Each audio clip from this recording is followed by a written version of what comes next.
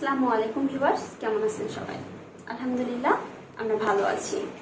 আমার চ্যানেলে আপনাদেরকে ওয়েলকাম জানাচ্ছি নতুন একটা ভিডিও দেখার জন্য। নতুন একটা ভিডিও বলতে আমি সেদিন কিছু ফ্রেঞ্চ ফ্রাই বানিয়ে ফ্রিজে ডিপ করে রেখেছিলাম। এটার কিভাবে বানিয়ে ফ্রিজে ডিপ করতে হয় তার একটা ব্লগ আমি আপনাদের সাথে শেয়ার করব খুব তাড়াতাড়ি। তো চলুন আমি আজকে এগুলা ভাজবো সন্ধ্যার একটা নাস্তার আইটেম বানানোর জন্য। চলুন দেখা যাক। বাকি ভিডিও জুড়ে সাথেই থাকবেন আর আমার চ্যানেলটিকে সাবস্ক্রাইব করতে ভুলবেন না। সাথে থাকা বেল আইকনটি অবশ্যই ক্লিক করে দিবেন, যাতে ভিডিও আপলোড দেওয়ার সাথে সাথে নোটিফিকেশন পেয়ে যান। ওকে, তো পুরো ভিডিও জুড়ে সাথেই থাকুন।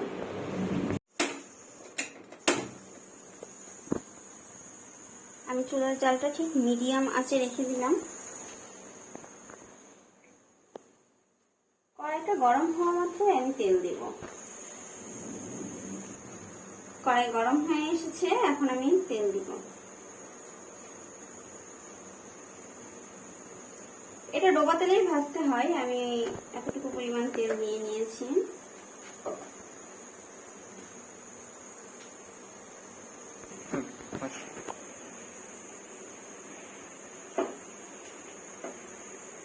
তেলটা খুব বেশি গরম করা যাবে না, মোটামুটি গরম হলেই আমি ফ্রেঞ্চ ফ্রাইগুলো দিয়ে দিব।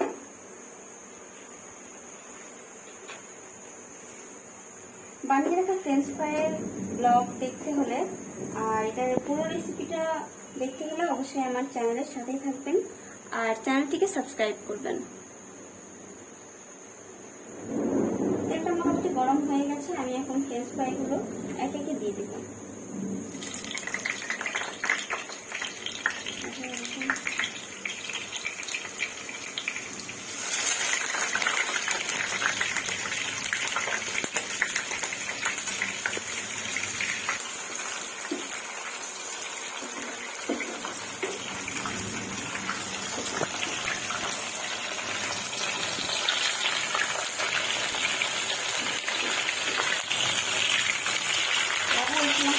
লবণটা না, এটাতে এটা গরম থাকতেই ছিটাই দিতে হবে।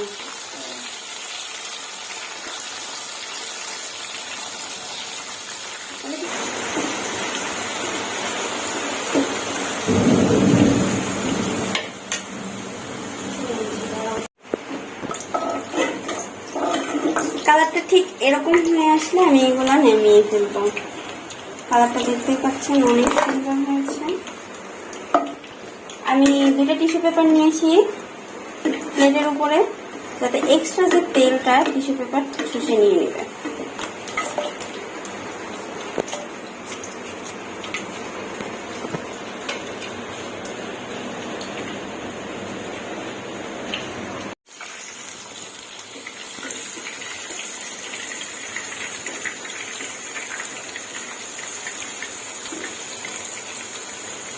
এটার আঁচটা একরকম রাখতে হবে, বেশি বাড়িয়ে দিলে এটা পুড়ে যাওয়ার সম্ভাবনা থাকবে।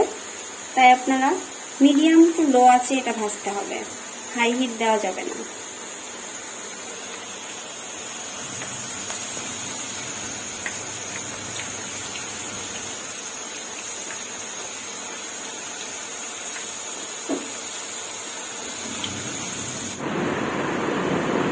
এই যে দেখুন আমার ভাজা হয়ে গেছে, দেখতেই পাচ্ছেন কালারগুলো কেমন হয়েছে, মুচমুচে হয়েছে।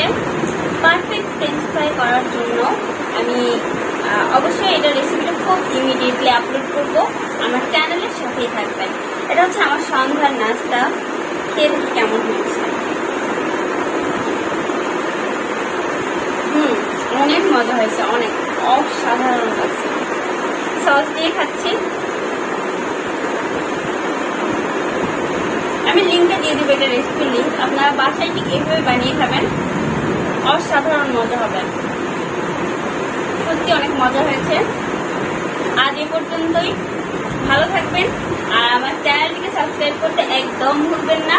সাথে থেকে বেল আইকনটি ক্লিক করে দেবেন। আবার দেখা হবে নতুন কোনো ব্লগ, রেসিপি, ডেইলি লাইফ অথবা টুরিস্ট কোনো স্পটে। সে পর্যন্ত ভালো থাকবেন, সাথেই থাকবেন। আল্লাহ হাফেজ।